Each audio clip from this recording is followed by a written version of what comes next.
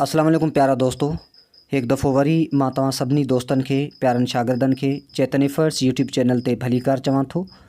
दोस्तों अॼु जे हिन वीडियो में पाण क्लास 10th जे इंग्लिश जो यूनिट नंबर 4 जंहिंजो नालो आहे little things.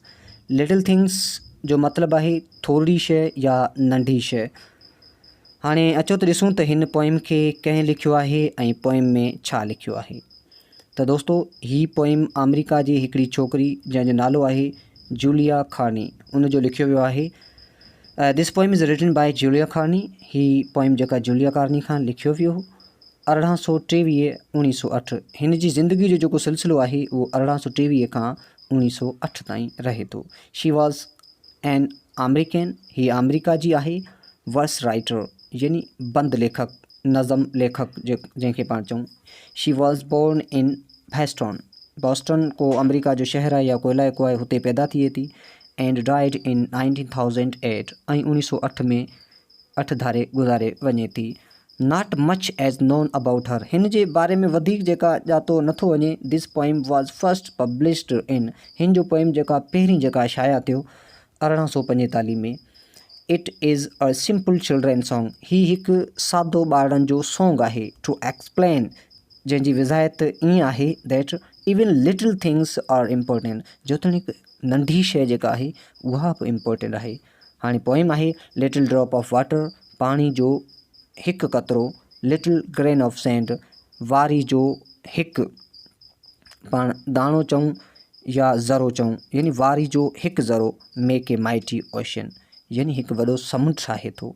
And pleasant land ऐं ख़ुशगवार धरती। लिटिल डीड्स ऑफ काइंडनेस यानी मेहरबान या शिफ़क़त जो थोरो बि कमु। लिटिल वर्ड्स ऑफ लव प्यार जो हिकु बि लफ़्ज़। Make our world and Eden असांजी धरती खे जन्नत या बहशत बनाए थो। लिट लाइक द हेवन्स अबव जीअं जेका जन्नत जीअं या जीअं आकाश या जन्नत जीअं। त दोस्तों हिते ॾिठो त पाणी जो हिकु फुड़ो जेको आहे उहो बि छा ठाहे थो, वॾो समुंड ठाहे थो। वारी जो हिकु ज़रो बि वॾो समुंड ठाहे थो। Make a mighty ocean and pleasant land ऐं ख़ुशगवार धरती। उम्मीद आहे त तव्हांखे हीअ पोइम सम्झ में अची वियो हूंदो। इहो जूलिया कार्नी जो लिखियो वियो आहे। ए में आहे नोट। लाइन 7 एडन मीन्स जेका 7वीं लाइन आहे जंहिंमें एडन लफ़्ज़ पियो आहे means the guardian of paradise यानी बहशत जो या जन्नत जो बाग़ीचो। वेयर आवर फर्स्ट पेरेंट्स जिते असांजो पहिरियों वालदीन आदम एंड एव lived.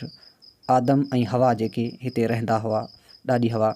And Arab country has the same name. Arab country वारनि में जेका हीउ साॻियो नालो आहे बट इज़ स्पेल्ड जेका इन जी स्पेल जेको आहे न उहो एडन आहे। Line 8 havens. हेवन मैनी जन्नत। दोस्तों एक्सरसाइज नंबर बी खे बि असां हल कंदासीं। इनमें देयर इज़ अ प्रोवर्ब इन Urdu and Sindhi which express the thought content in the first words what is it. चए थो जेको हिते जेको सिंधी या उर्दू जो हिकिड़ो प्रोवर्ब आहे जंहिंजी विज़ायत कई वई आहे thought and content in the first words. चए थो सोचियो जेको मुश्तमिल आहे जेको फर्स्ट वर्ड्स यानी उहो ही पियो आहे। ठीकु आहे, हिन में आहे। हाणे इहो आहे त असां चयो पाणी जो जेकॾहिं पाण चऊं पाणी जो हिकु फुड़ो जेको आहे उहो तलाउ ठाहे थो। असांजी सिंधी में या उर्दू में त चवणी इहा ई आहे त इन जी इहा ई थींदी, इहो चवणी आहे। अच्छा, गजगोड़ बि थिए पियो, बरसाति बि अचे पई। ठीकु आहे।